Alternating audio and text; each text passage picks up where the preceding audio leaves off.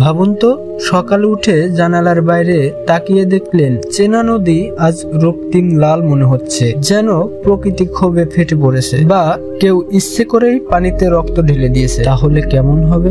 এই ভয়ঙ্কর দৃশ্যই দেখতে পেয়েছেন আর্জেন্টিনার আবেয়ানাতার শহরের বাসিন্দারা। শহরটি বুয়েনোস আয়ার্স থেকে মাত্র 10 কিলোমিটার দূরে, আর এখানকার সরান্তি নদী হঠাৎ করেই লাল বর্ণ ধারণ করেছে। স্থানীয়রা ভয় আর বিস্ময়ে তাকিয়ে দেখছেন নদীর শান্ত জলধারা কিভাবে লাল হলো।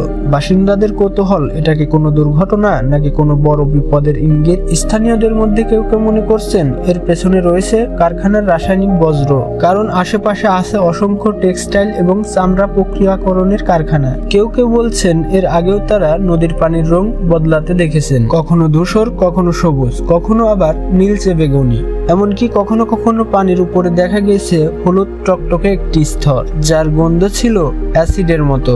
তবে এমন ঘটনা নতুন নয়। পৃথিবীর বিভিন্ন স্থানে নদী, লেক, এমনকি সমুদ্রের পানির রঙ পরিবর্তনের ঘটনা আগেও ঘটেছে, কিন্তু এই নদীর রহস্য এখনো অজানা। যদি সত্যি রাসায়নিক বজ্রের কারণে এমনটা হয়, তবে এই অঞ্চলের মানুষদের জন্য এটি একটি ভয়ঙ্কর সতর্ক সংকেত। স্থানীয়রা চাইছেন দ্রুত এর কারণ বের করে প্রয়োজনীয় ব্যবস্থা নেওয়া হোক, কারণ আজ যদি এটি লাল হয়, কাল যদি এটি আরো ভয়ঙ্কর কিছু হয়। দর্শক, এমনই এক রহস্যের ঘটনা আগে কি কখনো শুনেছেন? এমন ভয়ঙ্কর পরিবর্তনের পিছনে প্রকৃতি নাকি মানুষেরই হাত? কমেন্টে জানাতে পারেন আপনার মতামত।